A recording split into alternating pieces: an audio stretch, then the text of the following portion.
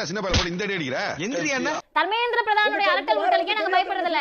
புரட்சி கவிதாசனுடைய அரட்டலும் உருட்டலும் ஒண்ணும் பண்ண முடியாது. செய்தி இருந்தா பேசுங்க, இல்லனா பேசாதவங்க அமைதியா கேளுங்க.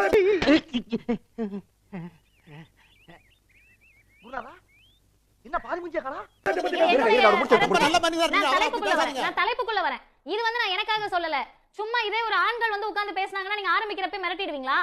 செருப்பு பிஞ்சிரும். ஐயோ நான் அப்படி சொல்லவே இல்லையே.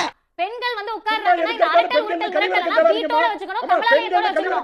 எங்க கிட்ட வந்து இதெல்லாம் பண்ணிட்டு இருக்காது. தலைப்புக்குள்ள வர வந்து இதெல்லாம் பண்ணிட்டு இருக்காது. தலைப்புக்குள்ள வர யார் நீயா? அது என்னமா கொஞ்சம் கூட வெக்கப்படாம பேசிட்ட? தலைப்புக்குள்ள வர ஏய் நீ யாரு என்ன குலம் கோத்திரம் எல்லாம் தெரியும்டா. இதெல்லாம் நம்ம கிட்ட வேண்டாம் மகனே. போ போடா.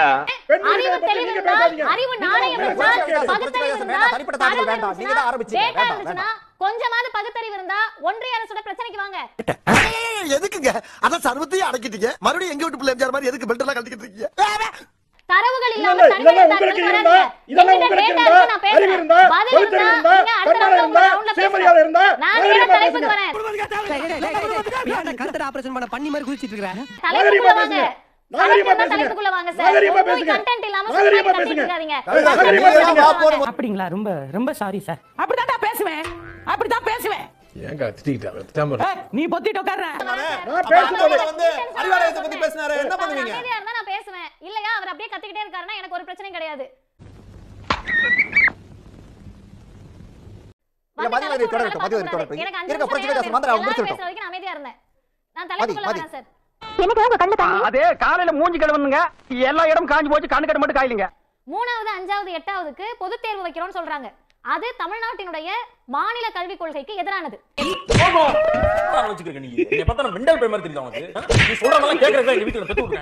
ஏன் குழந்தைகளை நம்ம இங்க 8வது 9வது வரைக்கும் ஆல் பாஸ் பண்றோம்னு சொன்னா அந்த குழந்தைக்கு 10வது வரப்ப 11வது வரப்ப தான் படிக்கணும்ன்ற ஆர்வம் எண்ணம் வரும். அப்படி ஆர்வம் எண்ணம் வர்றதுக்குள்ளேயே நீ எல்லாம் வீட்டுக்கு போன துரத்தி அடிக்கக்கூடிய தேசிய கல்விக் கொள்கை தமிழ்நாட்டுக்கு தேவையில்லை. ஓ மண்டல கதை என் மண்டல ஏத்த நினைக்காத. என்ன சுதந்திரமா வாழ விடு. சரி, இந்த தேசிய கல்விக் கொள்கையை ஏத்துக்காத தமிழ்நாடையும் ஏத்துக்கிட்ட பீகாரையும் நான் ஒப்பிடுறேன். என்னோட டேட்டா கிடையாது, UDISCயோட டேட்டாவும் ஒன்றிய அரசினுடைய ரிப்போர்ட் படி உங்க தேசிய கல்விக் கொள்கை 2020 ஏற்றுக்கொண்ட பீகார் போன்ற மாநிலங்கள் இடைநிற்றல் அதிகமாயிருக்கு. ஆலங்காத்தால உனக்கு குறவழி வரைக்கும் சோத்த போட்டு வண்டியில ஏத்திட்டு வந்திருக்கு. உன்னால என்ன பண்ண முடியுமோ அதை பண்ணிட்டேன். தேங்க்யூ. டிராப் அவுட்ஸ் அதிகமாயிருக்கு. தமிழ்நாடு, கேரளா போன்ற புதிய கல்விக் கொள்கை ஏற்றுக்கொள்ளாத மாநிலத்தினுடைய இடைநிற்றல் விகிதம் குறைந்திருக்கு. அப்ப நம்ம ஸ்கூலுக்குள்ள குழந்தைய கூட்டிட்டு வரோம். இதுல 4வது விஷயம் தரம் போயிடுச்சுன்றாங்கல்ல. அந்த தரம் போனதற்கு என்ன தரவு இருக்குன்னு தொண்டை தண்ணி வத்த நாங்க கேட்டுக்கிட்டு இருக்கோம். இப்ப வரைக்கும் இல்ல, இனிமேலும் பிஜேபி அதை கொடுக்க போறது கிடையாது. வாங்கின காசை கொடுக்க வக்கில்லாத கடங்கார நாய்க்கு கைகாடு சுத்தம் கேக்குதா? உனக்கு எல்லாம் மானம் சூடு சொரணை ஈனம் எதுவுமே கிடையாதா? சோறு தானே திங்கிற. 2வது முதல் சுற்றுல படி பேசுற போது திரு புரட்சி கவிதாசன் அவர்கள் ஒரு வார்த்தையை சொன்னாரு. புரட்சி கவிதாசன் அந்த நாய் காலையில சேரப்படி 5 மணி சொல்லி வை. நீங்களாம் ஹிந்தி படிச்சு விஞ்ஞானி ஆகணும்னு நாங்க சொல்லல. நீங்களாம் ஹிந்தி படிச்சு பெரிய ஆள் ஆக போறீங்கன்னு நாங்க சொல்லல. ரொம்ப சரியானது, நேர்மையானது. அவருக்கு என்னுடைய வாழ்த்துக்கள். ஹிந்தி படிச்சு விஞ்ஞானி யாரும் ஆகல, ஹிந்தி படிச்சு யாரும் பெரிய ஆள் ஆகல. ईहान, चेन्नई में मैं आपका हार्दिक स्वागत करती हूँ. We welcome you to Chennai. ஆனா எதுக்கு படிக்க சொல்றாங்கன்னா இன்டெகிரிட்டிய, ஒருமைப்பாட்டை, ஒருங்கிணைப்பை கொண்டு வரதுதான். ஹிந்தி படிச்சுட்டு போய் தானே பாபர் மசூதி இடிச்சீங்க. ஹிந்தி படிச்சுட்டு போய் தானே வட இந்தியால இஸ்லாமியர்களுக்கும் இந்துக்களுக்கு இடையில சண்டை மூட்டி விடுறீங்க. உள்ளுக்குள்ள உருத்தல பொறம்போ அப்படின்னு உங்க மனசாட்சி உங்களை பார்த்து கேள்வி கேட்காத மிஸ்டர் பார்சாரதி. நான் பைக்ல ஏறிட்டேன், நீங்க இன்னும் பைக்ல ஏறல மிஸ்டர் பார்சாரதி.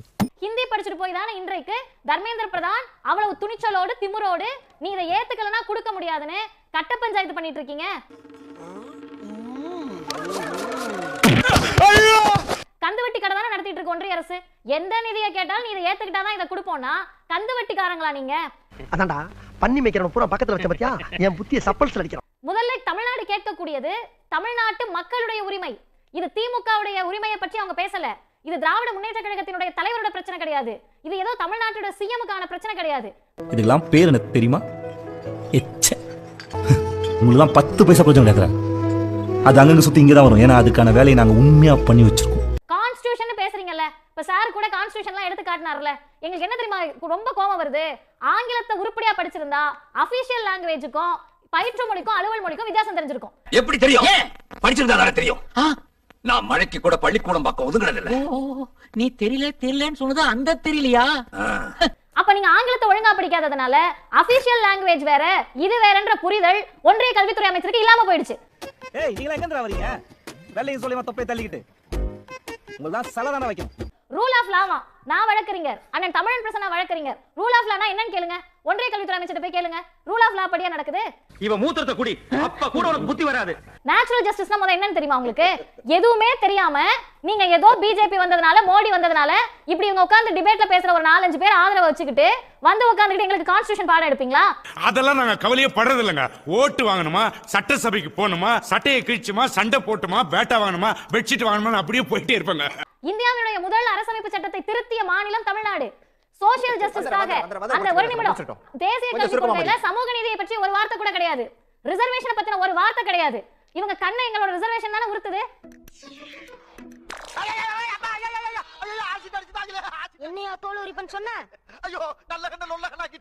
உண்மையாகவே உங்களுக்கு இந்தி பேசக்கூடிய பிள்ளைகளோட கல்வி அக்கறை இருந்தா அங்க பாரு தமிழ்நாடு முன்னேறி இருக்கு. அதை எடுத்துட்டு வந்து இந்த பிள்ளைகளுக்கு சொல்லி கொடுத்து இந்தியாவில் இருக்கக்கூடிய பிள்ளைகளை முன்னேற்றணும்னு நினைக்கணும். பாத்தியா கோவிந்தசாமி, உன்னோட படிச்சவன் நல்லா படிச்சா ஒழுங்கான இடத்துல வேலை செய்யறான். நீ படிக்கல, பண்ணி மேய்க்கிற. இவன் கால கழுவி அந்த தண்ணியை நீ குடி, அப்போது உனக்கு புத்தி வருதான்னு பாப்போம். ஆனா நீ அவனும் நல்லா இருக்க கூடாது, நம்மளும் நாசமா போவோம்னு ஒரு ஒன்றிய கல்வித்துறை அமைச்சர் பேசினால் அதற்கு தமிழ்நாடு அடிபணியாது. மக்கள் பணத்தை சொல்லலாம் பாக்குறியா? அறிவு இருக்கா உனக்கு? அப்ப உனக்கு சாக்கடையில் இருக்கிற பண்ணிக்கு என்னடா வித்தியாசம்? பண்ணி சார் ஏதாவது ஒரு ஆக்கப்பூர்வமா ஒன்றிய அரசு சொன்னதுக்கு வாதம் இருந்தா அவரை பேச சொல்லுங்க. என்ன திரும்ப தனி மனிதர் தாக்குதல் வேலை பண்ணாம ஆக்கப்பூர்வமா பேச சொல்லுங்க அவரை. பாக்குறத பார்த்தா அவன் என்னமோ